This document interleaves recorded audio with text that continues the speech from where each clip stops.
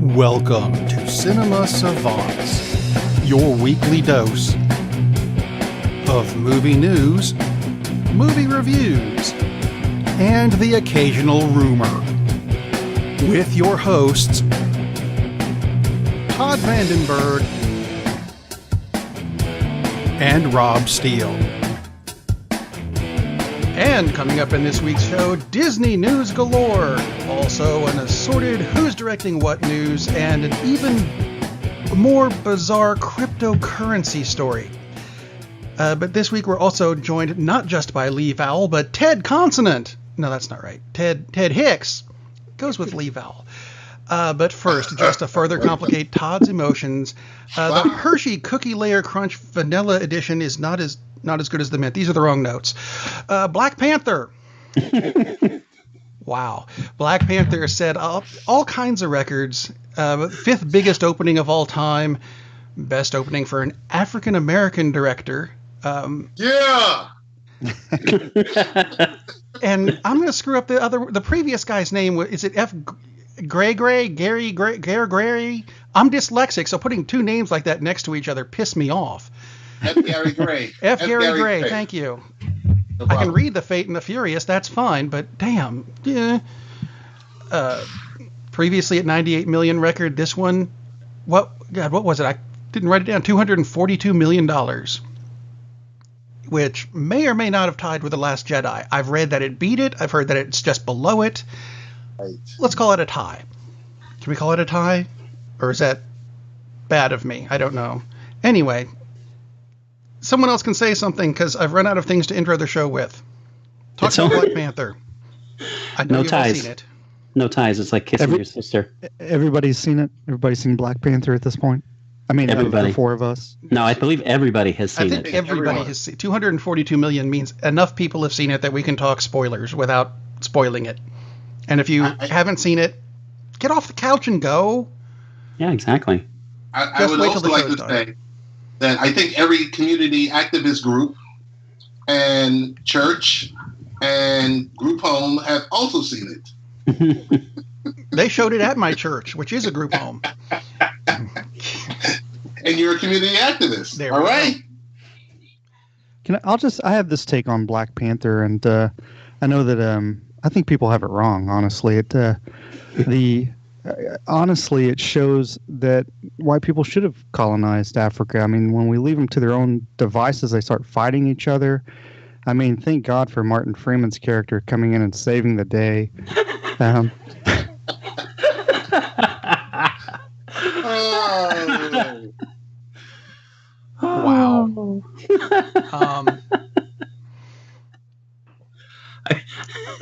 I will say something. We had touched on this last week and kind of worried that it was going to have a big drop in its second weekend, because typically when you have a huge opening weekend, there's a big drop off, and miraculously it didn't. Right, it did not happen. It's looking to be only the fourth film ever to clear 100 million in its second weekend. So it's amazing that Black Panther keeps on breaking records, especially since, it's a standalone Marvel superhero film. Typically, those haven't performed as well as the group pictures, the Avengers, the two Avengers flick, and the last Captain America one, which of course was really an Avengers flick.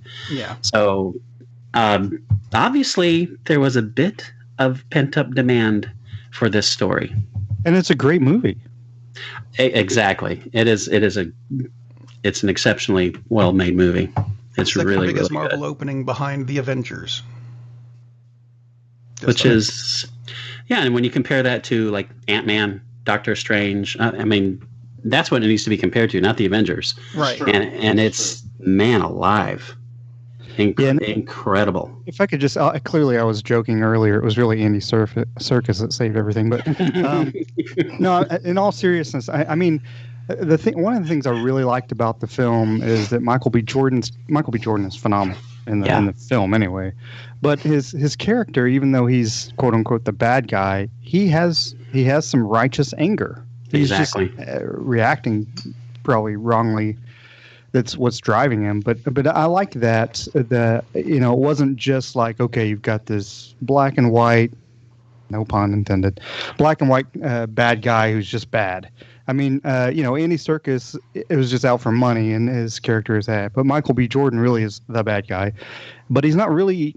I mean, he has a righteous anger about him because of what happened to his father and a family thing. But I really like that aspect. I think the last 2 lines that he has in the movie are phenomenal.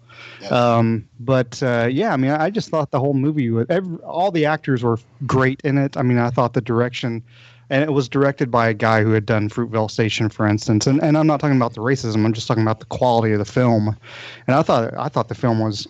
I saw it on last Sunday, and I saw it again on Wednesday because a friend Julie wanted to see it on Wednesday, and I saw it with my daughter on Sunday. I would have watched it again. I enjoyed it. Rarely is there a movie that I actually like enough to go see it, 3 or 4 times. But I enjoyed it that much. I would go see it again. Waiting for it to come out on DVD because I want to watch it repeatedly without having to spend $19.95 for a ticket. Oak Ridge is not so bad. I mean, it was like, I think I saw a matinee on Wednesday, and I think it was $7. So that'll do. Well, you're not contributing to the big millions of dollars, though. Yes, sorry, Ted, I didn't cut you off. No. I'm with Lee. I'm with you. I go see matinees. That's just what I do. I'll go there, and for the most part, I'm being a cheapskate, but it just makes it so much easier because, later on during the evening, you don't know. I mean, when you go to a movie to enjoy the movie, not to deal with the crowd that comes with, everything else. And not to say that Black Panther brought that specific type of crowd out, but it was a packed house. It was a 10 a.m. movie. It was a Saturday morning. And I would say 95% of the seats were filled. The one thing I will say is, in regards to Michael B. Jordan's character, much more colorful, a better stronger backstory than the lead. And you did feel a certain way about it. You did feel a certain way.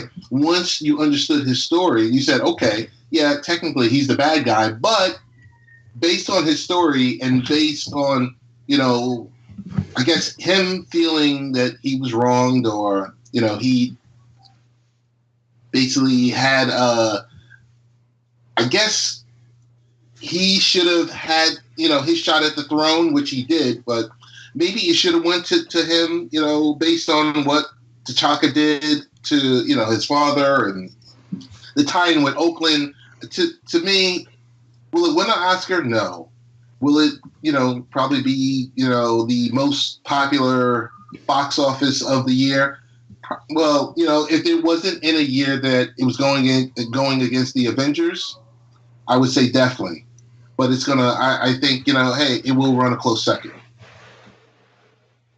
Which again is phenomenal for a one character movie. As far as the hero. I mean, that's amazing. And a lot of it has to do, obviously, with the direction, with the cast. And we were talking about it last week, and Angela Bassett is like the 4th most important female lead. When does that happen in a movie? Next to never. Yeah, exactly. I mean, she just dominates the screen, and not in this movie. And, of course, I mean, her role is a little different from what she usually plays. But, this movie is just busting out with talent. We talked last week that Walking Dead may see Michonne written out because I think a couple people got launched into stardom on this movie. I mean, Michael B. Jordan is way past due for that. I mean, that's ridiculous that this guy isn't like huge. After this, he should be. The Human Torch held him back, but yeah. Well, I mean, to me, Jordan's character reminds me of Alan Rickman's character, and he's not that evil. Well, Alan Rickman's character in Die Hard, because they're both just like, that could be about the movie. The movie could be about the bad guys, and both actors did so well in those roles that it's like, that's one thing I'll always remember from the film is Rickman was awesome, and Jordan was great in this film. Those characters reminded me of each other as far as what I took away from them being the quote unquote bad guys of the film. Yeah, I mean, the classic line is the best villains are really the heroes of their own story. And I can't think of a character that better portrays that than Michael B. Jordan's role in this. He absolutely is the hero of his own story. And depending on your viewpoint, you know, not really cool that he wants to go kill a lot of people, but he has his reasons. It's not just because, ooh, he's evil, you know? He's not the Red Skull. I mean, there's a lot of depth to this character. The other thing is, we don't like what he wants to do, but he feels like, as you pointed out, he's the hero of his own character. He feels like that would help people. Yeah, exactly. So it's not like he's doing it just to kill. He's doing it because he thinks that's how the world becomes a better place. Exactly. He's doing it to help his people, which is a pretty bit different motivation than most villains have, that's for sure. Also, I would, commend the director and also Marvel itself for making it a one-picture arc for him. That what makes the character even richer.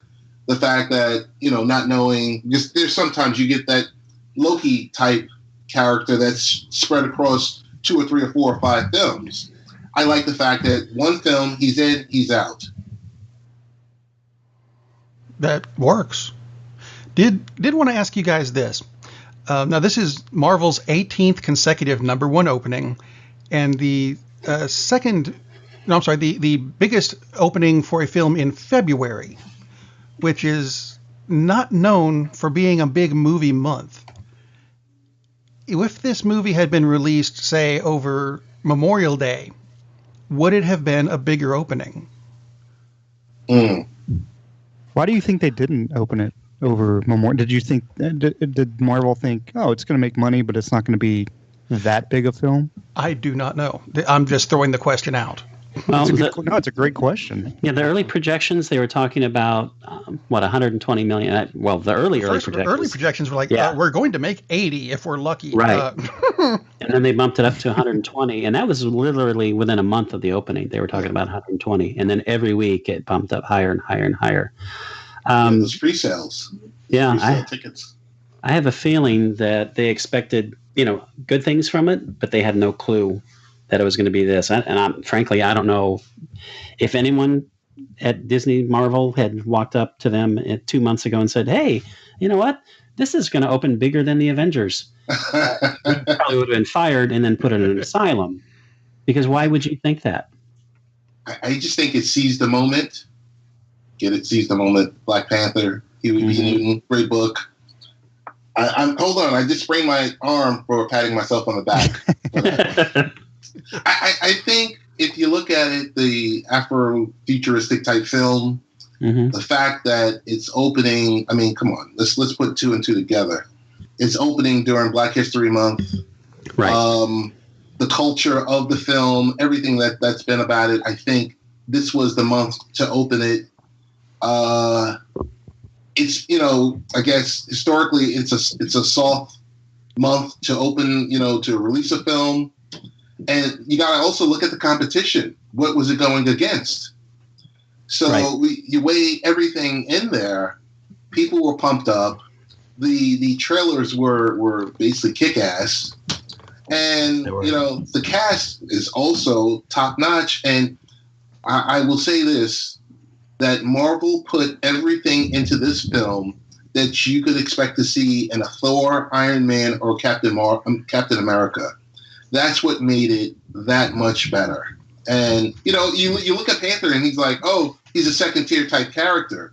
He's a, Ant-Man and Wasp type phase character. And this guy, he's knocking heads with, Iron Man, Thor, and Captain America. So I think it was a great moment. They seized it. They looked at the schedule and they said, hey, there's no competition out there. Everyone's going to love this. Yeah, I think the other thing that made it really good, too, was that a lot of times during the film, it didn't feel like a quote-unquote action hero film. It just seemed like a really good film.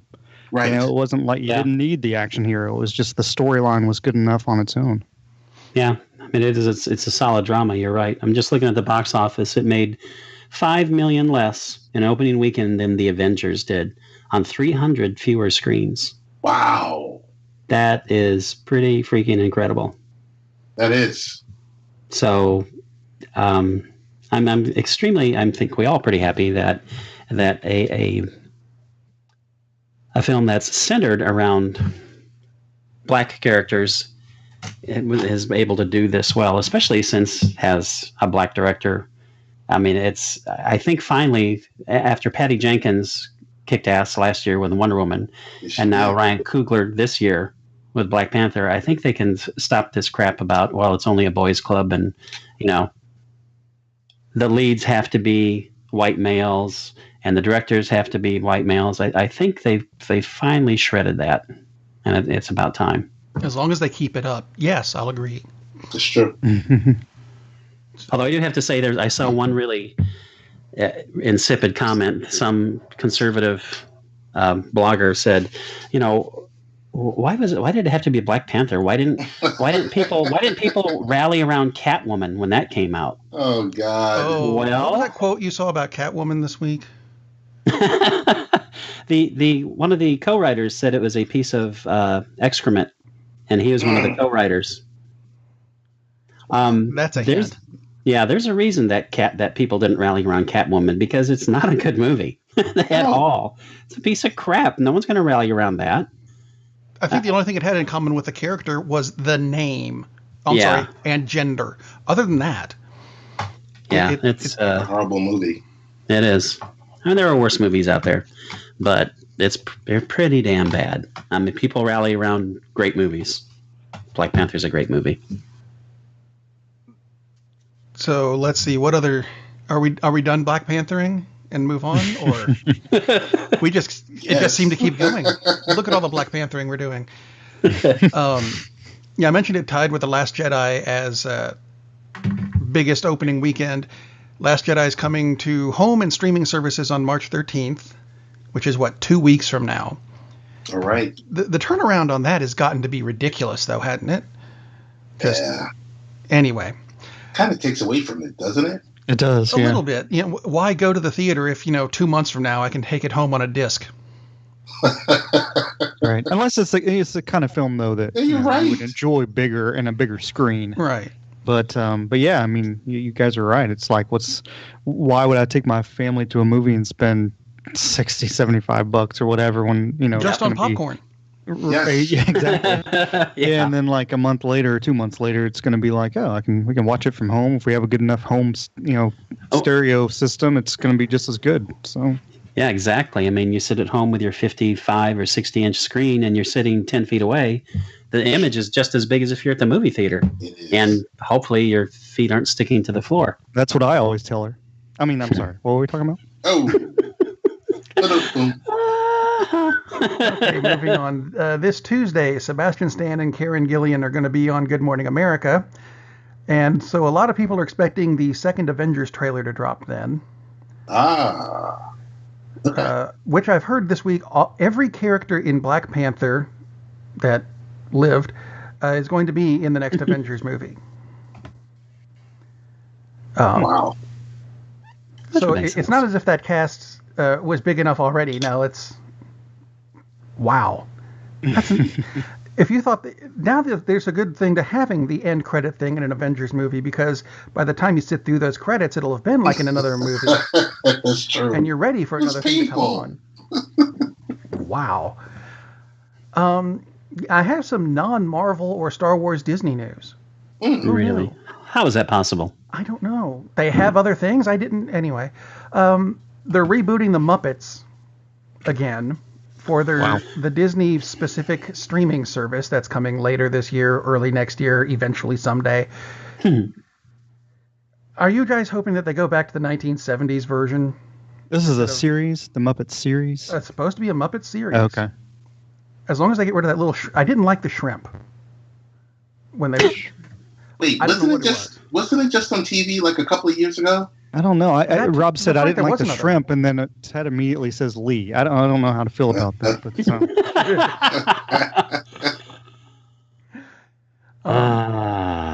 wow.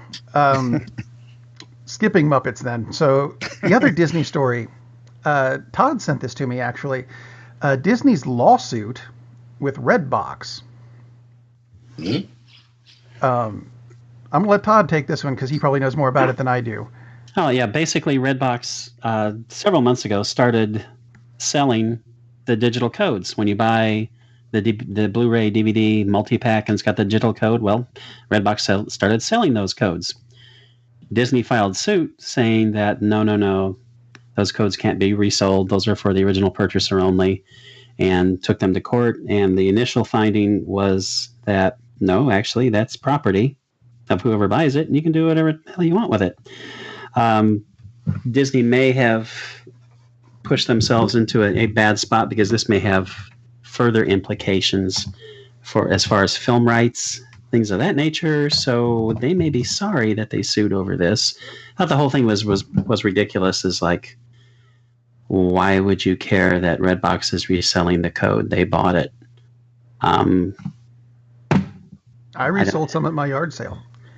Come get me, Disney. I'm kidding. I've never bought one. It's become quite a large business online to buy digital codes, because most people, if you bought the Blu-ray, why would you want the digital version too? You would just buy the digital version to begin with. So I thought that was interesting that.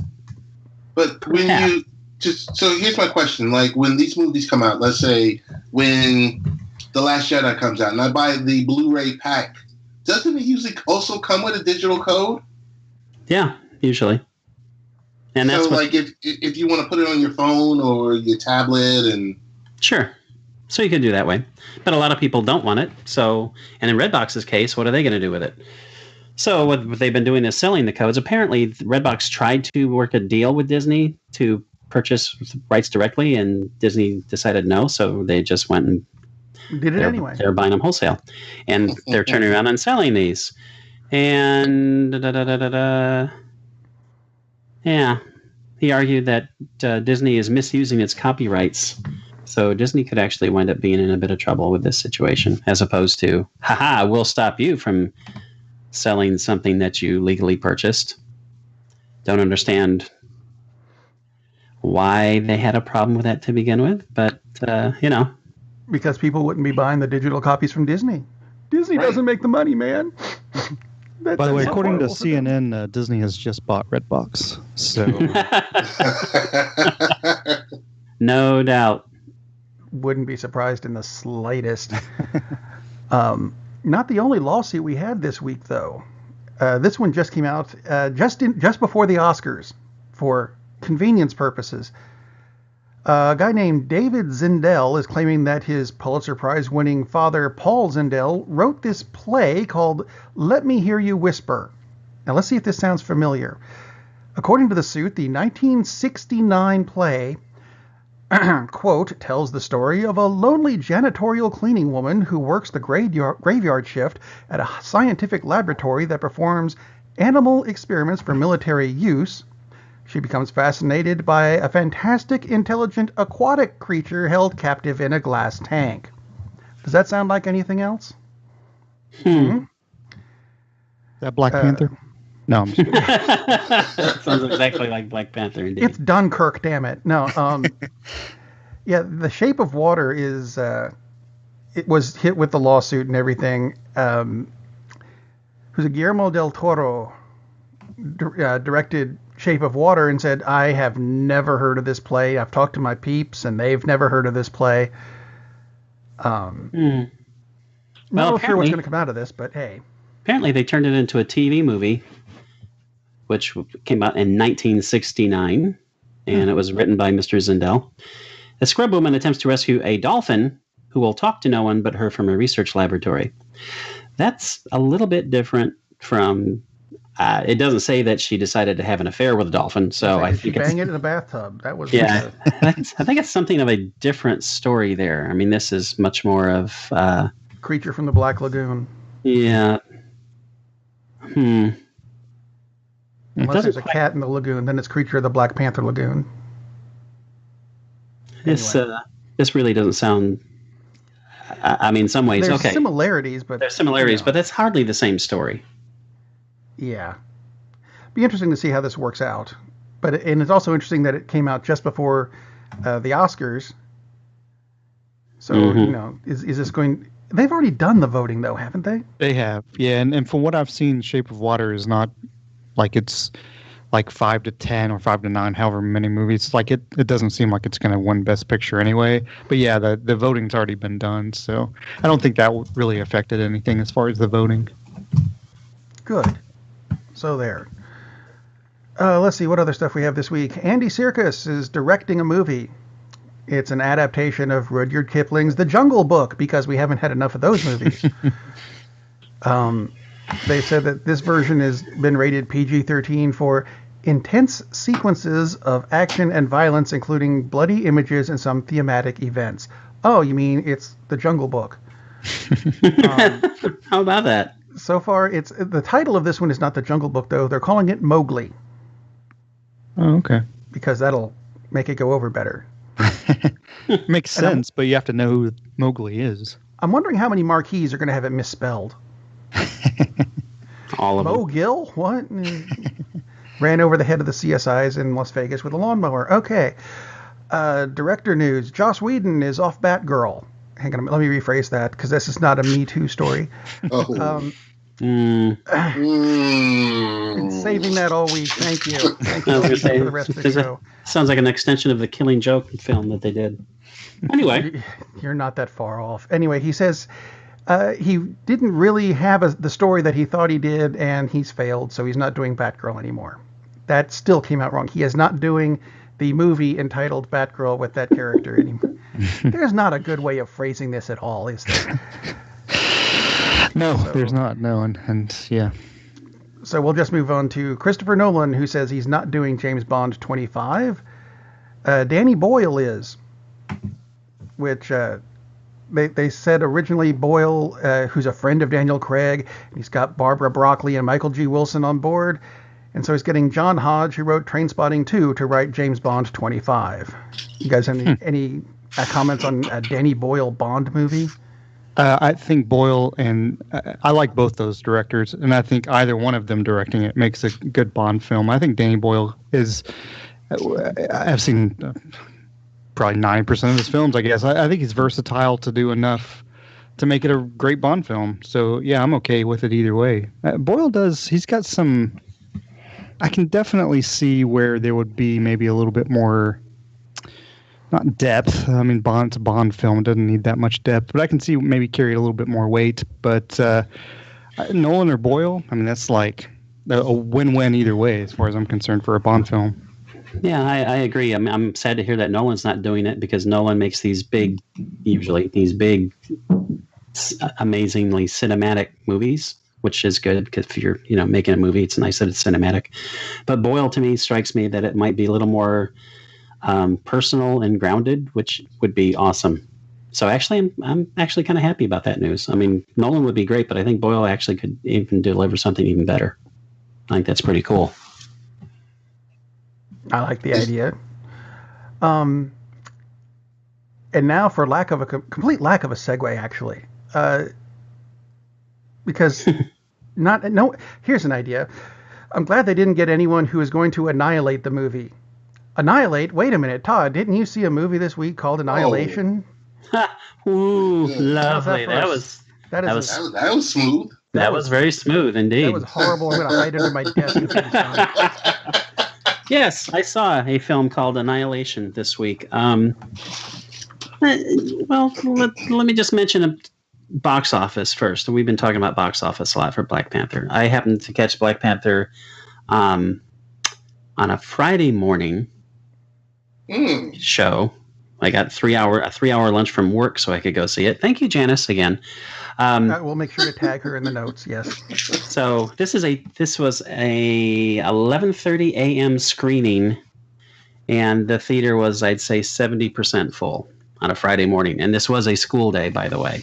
I caught Annihilation on the opening night, the Thursday night, and there were 7 people at the 7:15 screening for Annihilation.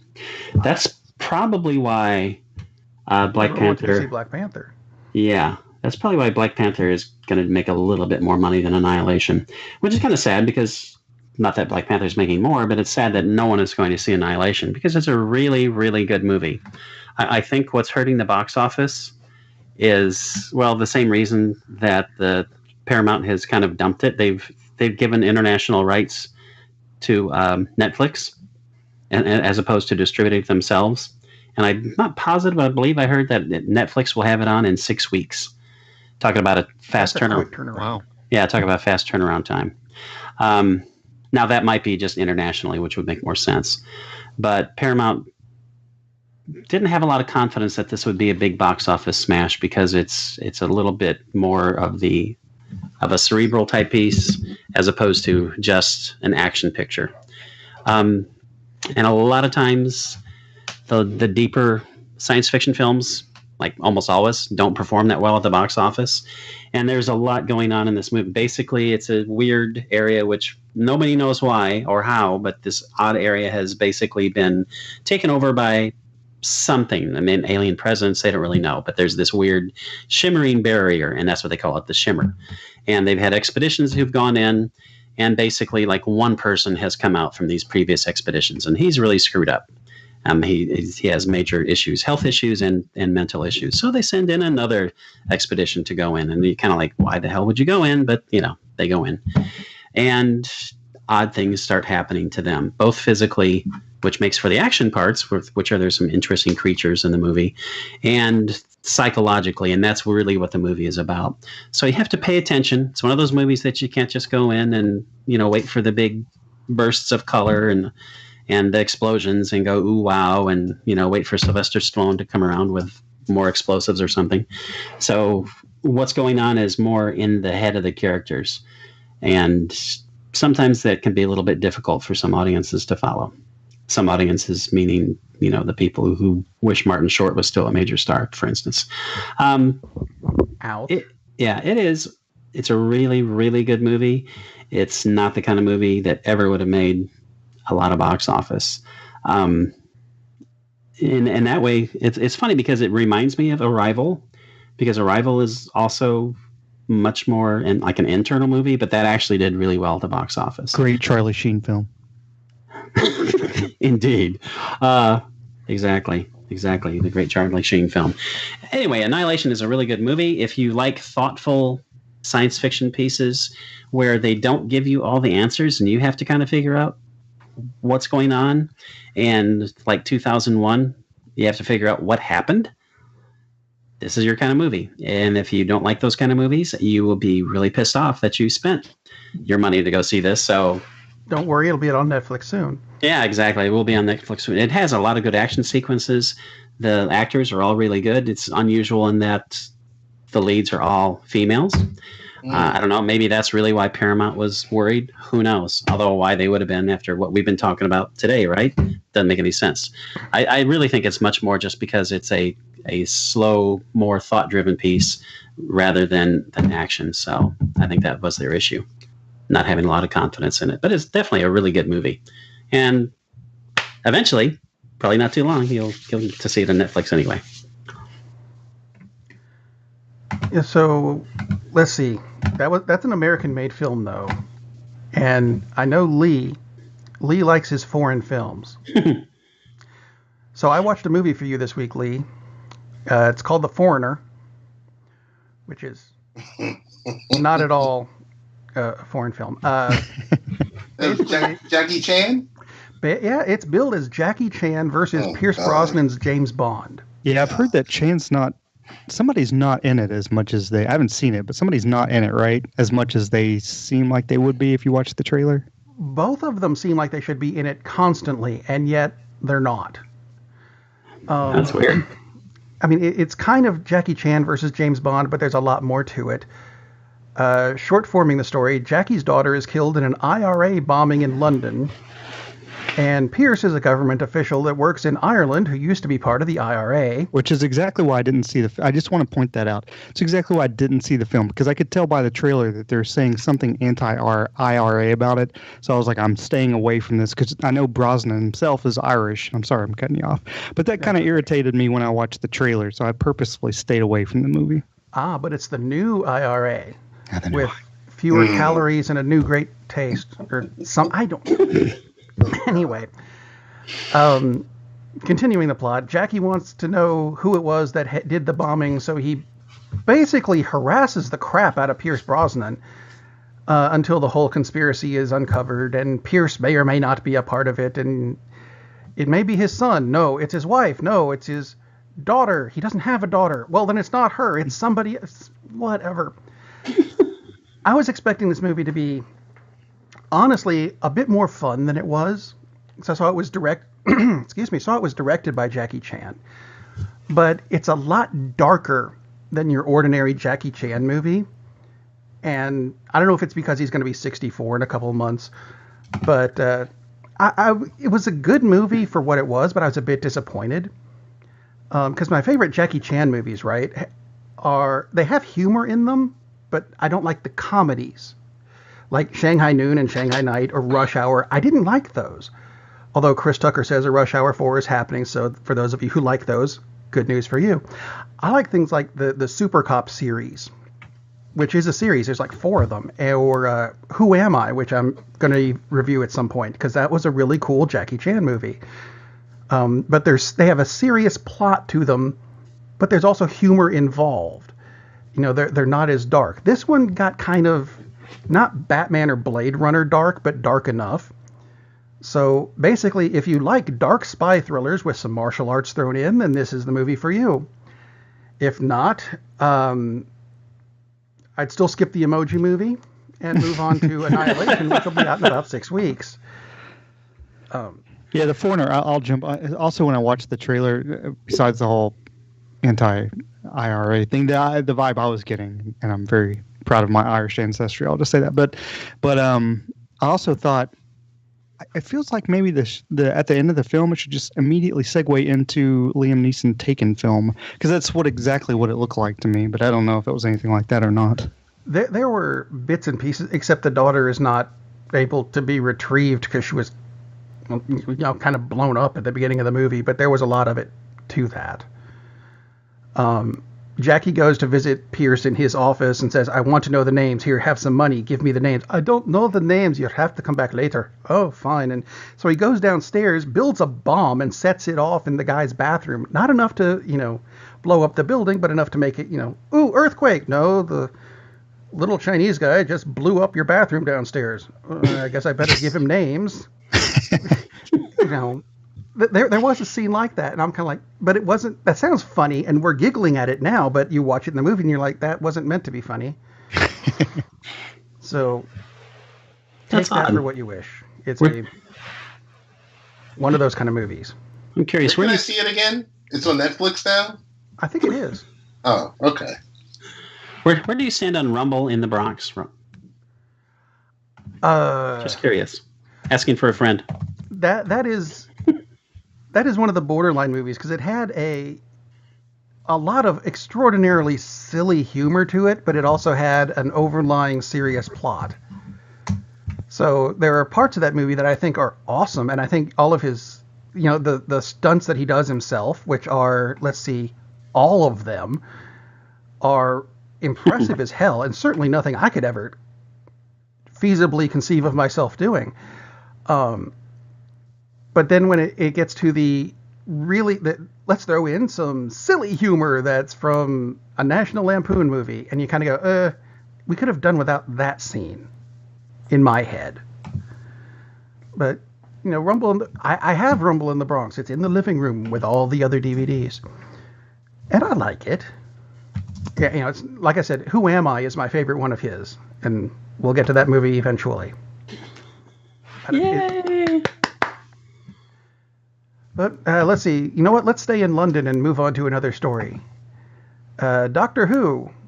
Some Doctor Who news came out this week. They released I think it's maybe a 10-second video of the new logo for Jodie Whittaker's Doctor Who season, which starts in August, which is not soon enough. But the special effects team apparently they got rid of everybody who has been working on Doctor Who before.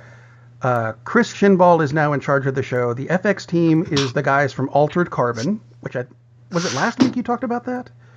2 weeks ago. 2 weeks ago. They want to give it a more cinematic look.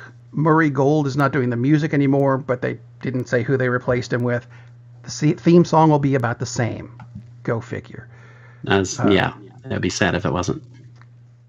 It's only been on the air for 5,000 years. Don't change the theme song now. I think this looks good. Did any of you guys? There's more than two of you. I think Ted's still here.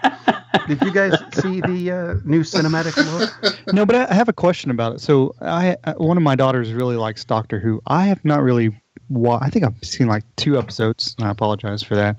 You need to see Blink, if nothing else. Blink? Season 3, episode 10. Okay. So if I was going to start watching, and I know it's been on for, BBC and thousands of years, but if I were going to start watching Doctor Who, and this may be an impossible question to answer, but if I were going to start watching it, what should I start with? If you want to start with when they reboot, well, it's not a reboot, though. It's a continuation. They just took 15 years off. Doesn't the character, I know they have different doctors. Get rebooted?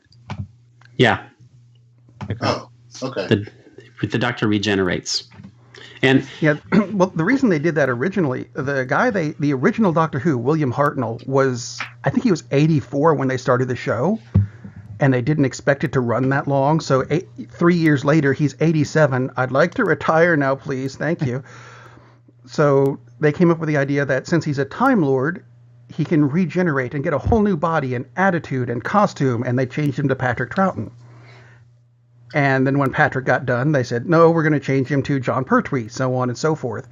And that just became a thing in the show, that when the actor wants to leave, we can keep the series going by put the Doctor in a stressful situation where he has to regenerate, and you get a whole new Doctor.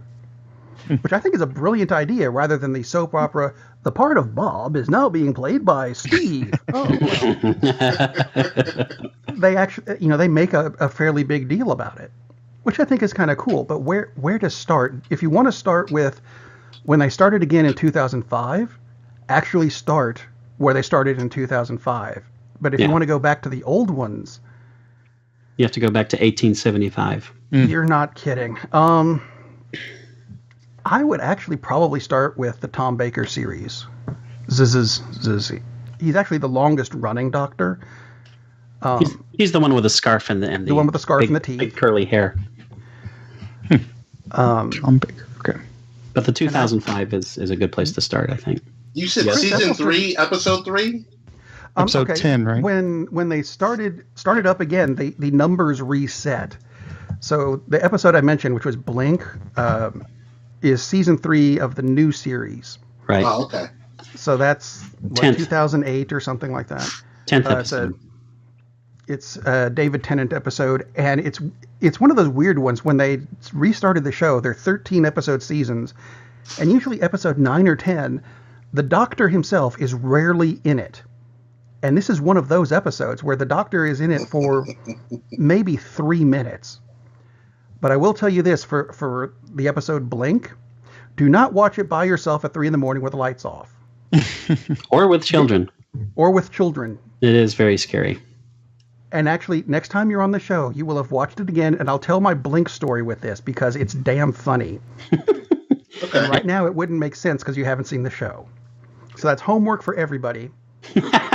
David Tennant, my favorite Doctor of the Doctor Who's. Gotcha. I actually liked Sylvester McCoy, even though no one remembers that he even did it. Isn't he the one with the goofy little hat, the white hat? That's him. Okay. I liked it. Yes, he was the last one of the first series, and people blame him for it dying. It's not his fault. Anyway. It's totally his fault. It was the hat that threw people off. Speaking of other shows that get lost in space, how's that for a segue? Did anyone else see Netflix reboot of Lost in Space trailer? No. I did, yes. I heard a resounding no. That was me. What did you think of it? Because I thought it could be interesting. Oh, it could be great, but there's so little to go on from the I mean, it's just a teaser, and that's the whole. Yeah, it's basically look, they're getting on a ship. Right. Ooh. But I like the fact that the tone appears to be serious and somewhat suspenseful, as opposed to, the Dr. Look, it's Dr. Smith being goofy. Exactly. And if they have a Dr. Smith, God, I hope they have Dr. Smith. And hopefully he's kind of goofy, because I didn't really care that much for the Dr. Smith version that was in the Lost in Space movie, even though, Gary Oldman's pretty hard to beat, but wasn't that Gary Oldman? Yeah, Yes. it's just not. That's not the way to play the character. That's what the character was supposed to be originally in the TV show, and in the pilot of the original TV show, he was creepy as hell. Yeah, exactly. And he just started going for laughs instead, because he thought, this is ridiculous. I'm going to do what I want, and it worked. And basically, it saved the show from being canceled after the first season. So I do hope they have.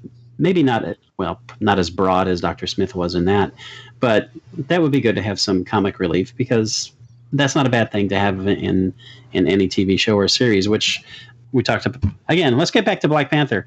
That's one thing I mentioned last week again, but I was surprised by how much comic relief there was in Black Panther, which helped it, because otherwise it's like too heavy and too serious. But so I can see them doing that, but I would hope that this is a heavier, more serious show than the TV series was. Be like a good Jackie Chan movie and just have comedy tossed in periodically and not right, but not be as god awful heavy as the movie was, because that movie was just. The Jupiter 2 never would have taken off if it was that damn heavy. It just did not work. Oh, come on. Joey from Friends was really good in that movie. Oh, my God.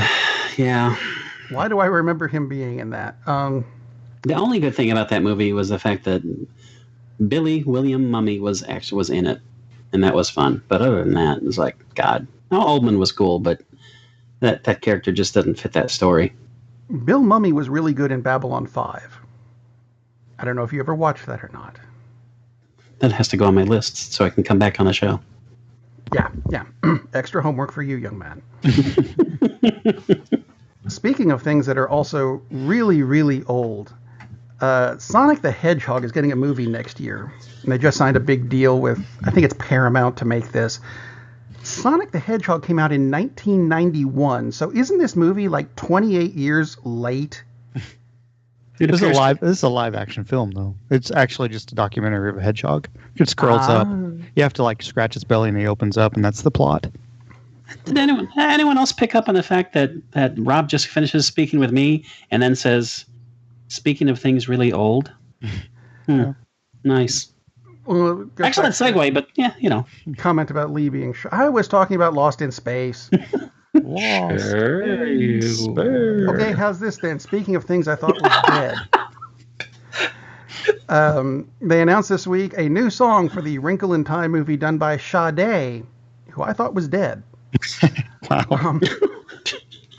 Well, no, she's...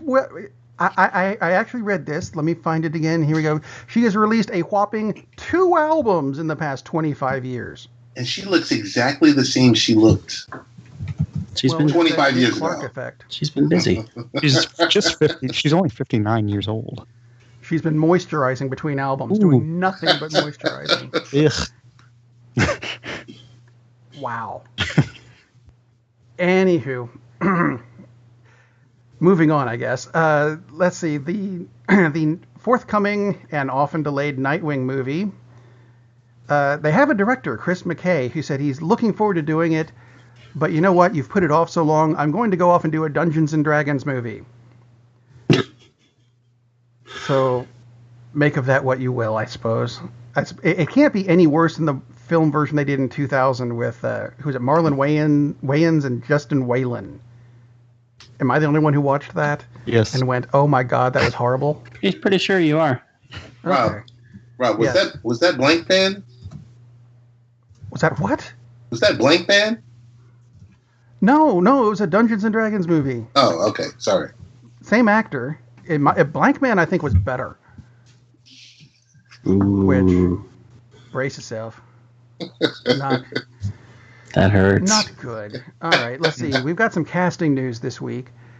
And one that has confused a lot of people is actress April Bowlby, who I have no idea who she is, because she was from apparently Drop Dead Diva. I watched that. She has been cast as Rita Farr in the upcoming Titans TV series, and Rita Farr is Elastigirl, which confused a lot of people, thinking, but that's from The Incredibles. They're ripping it off. Flip that. Yeah. Doom Patrol came out in like the 60s, which was a bit before The Incredibles. Just a bit. So there. Sticking with DC stuff, and now we're segueing into something else at the same time. Jay Hernandez, who played Diablo in the absolutely spectacular flop called Suicide Squad, he is your new Magnum PI. Whoa! Which, no mustache. Ted's excited. No mustache? What's the point? Mustache. How can there be no mustache? It's got to be a mustache. There's a lot of changes for this. Magnum is now a decorated ex-Navy SEAL who comes home from Afghanistan and becomes a private investigator with DC and Rick. There is no Higgins. There is no mustache. I suspect there is no longer a Ferrari. Wow. That's not Magnum PI. That's just using some of the same characters and not even really using them. So next you're going to say he won't even wear a Tigers baseball hat. It was like, okay, I'm out. That's awful. Would it be okay if you wore a Red Wings hat? No. But it's like Love Boat with no boat. You know, there's no island. Fantasy Island doesn't fall. Love Boat without the boat. Everyone into the water. So is Tom Selleck any way affiliated with the show? Not that I know of. Which raises the question, what's the point? Let's see. Melanie Diaz has scored a role as an undisclosed sister in the reboot of Charmed. I love how they phrased that. An undisclosed sister. An undisclosed sister. We don't know which of the sisters she's going to be, but she's going to be one of them. Okay. She might be a new sister. Maybe there's a fourth sister. Well, I thought this was going to be like a Happy Days thing where there's a brother that appears at the end. Could be it. That's entirely probable. They rewrote the timeline. See, that's what it was, which goes right into what they're doing with Terminator 3 or 6. It depends on your point of view, I suppose. Which is filming soon, starring Arnold and Linda Hamilton. What they're doing the same thing that Halloween just did, where they're ignoring everything after Terminator 2. Which is wise. T3 and beyond is gone now. Terminator Genesis gone. Gone. Oh, that's sad. Terminator Salvation, no more. No more. What about that horrible last one? That horrible ass one. Yes, it doesn't exist anymore either. That's what I heard too, actually. So I was thinking. Okay. That could be the next horrible one. ass one. That's gone. Let's see where this goes. T2 is. I'm going to compare it to Blade Runner in that they're both sci-fi movies, except it's not. I stayed awake through T2. Blade Runner is also being compared to a movie that just came out called Mute, which is on Netflix, and apparently the critics hate it. Really? Got a 35 on Metacritic. Any of you guys seen it yet? I haven't, but I saw the reviews like you did, and yeah, they just hate it. I was going to watch it before the show, and then I was busy on another gig, unfortunately. I noticed it's kind of weird because this is the guy who directed Duncan Jones, the director. He directed Moon, which is really, really good. He also directed Warcraft. Which is not. Yeah. It's kind of a weird mix there. I loved how this one review phrased it as compared to Warcraft. Let's see. When you compare Mute to Warcraft, Warcraft is relatively stellar. Oh my God. Ow. Yeah, seriously. Ow, that's not good. Let's move on to something that is good. Lee, you saw. I think you're the only one still who has seen any of the Paddington movies. Mm-hmm. Because and last week I was in both of them. Yes. Last week I mentioned that Willie, the director from Paddington, whose name Paul King. Thank you. It's on the notes with the candy bar I had at the beginning of the show. He's redoing Willy Wonka, and apparently he's also rebooting Pinocchio. Yeah, the Willy Wonka thing isn't. It's Willy Wonka. He's younger. So it's not like he's still got. It's like how Willy Wonka came to be Willy Wonka. Which I don't know if you guys want to see that. It doesn't really draw me to it, but that's instead of like a reboot, film. It's more like this is how he grew up kind of thing. So, the origin story. Yeah. Willy Wonka origins. Yeah. I see a lot of beatings in his future. That's right. Wow. Yeah. But anyway, it's Willy Wonka with being the Pinocchio story. I don't know how you guys feel about that. It never really drew me as a child. Like, I don't care about the story of Pinocchio. Stupid Italians. But I don't know what you guys think about it. I'm not particularly enthusiastic about Pinocchio either. Didn't really care for the Disney version. Didn't really care for 2 or 3 other versions I've seen on TV at various times. It just doesn't really draw me. Didn't really care for its insertion into AI at the end of the film either. So,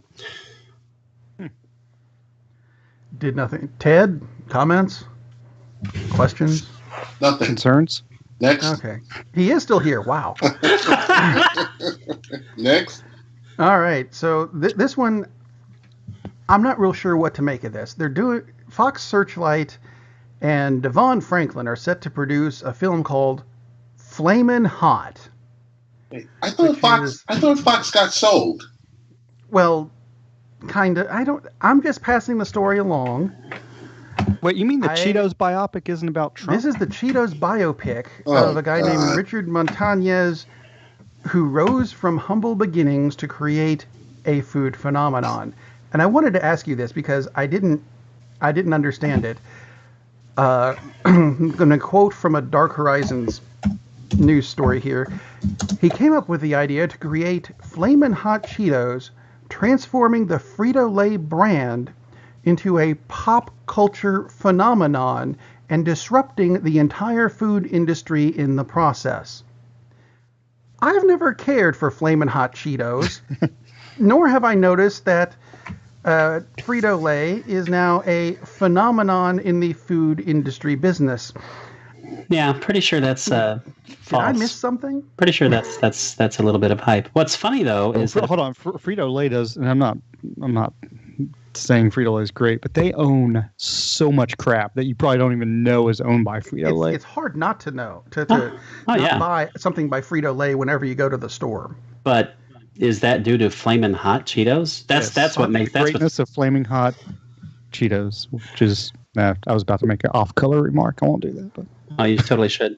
This actually could be kind of an interesting Your film. Your Black Panther comment at the beginning of the show was okay, but you're not good enough.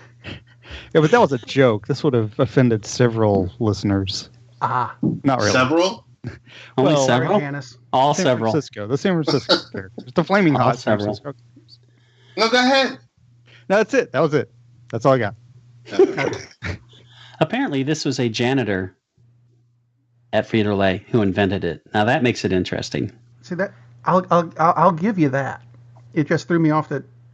Look how big a pop culture phenomenon it is. I'm like, yeah, that's completely stupid. I don't even see it at the store anymore.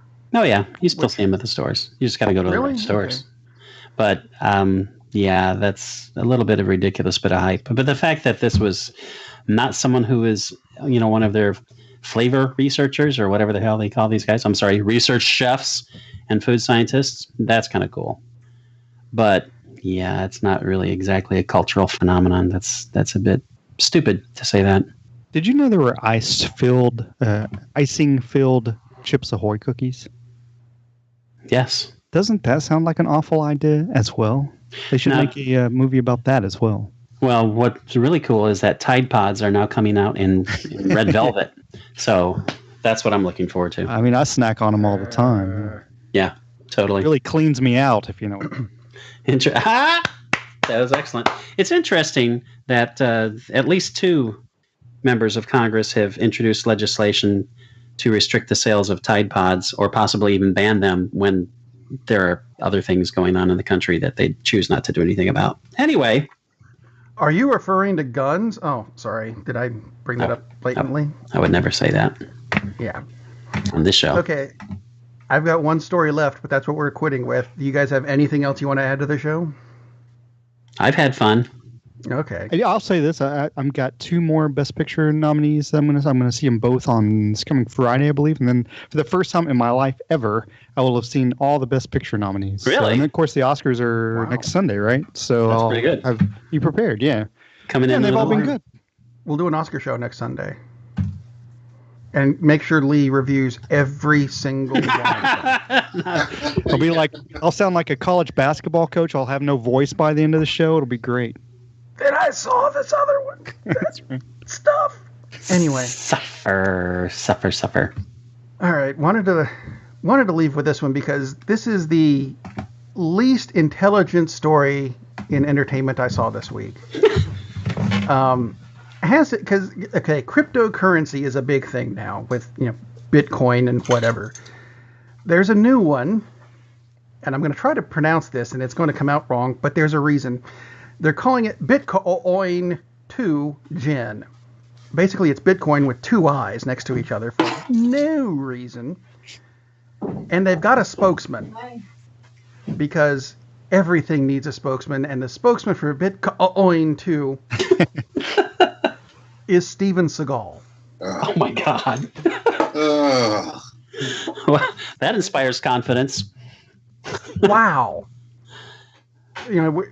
Ban guns and him at the same time and get rid of Bitcoin 2. Do you have a web address? I want to send him my login from our 401k. I have got to get those funds into his hands immediately. I hope they all have 2 eyes in them. Googly. You actually, if you could hold a Bitcoin 2, it would have googly eyes. Because it's been beaten the crap out of by Steven Seagal.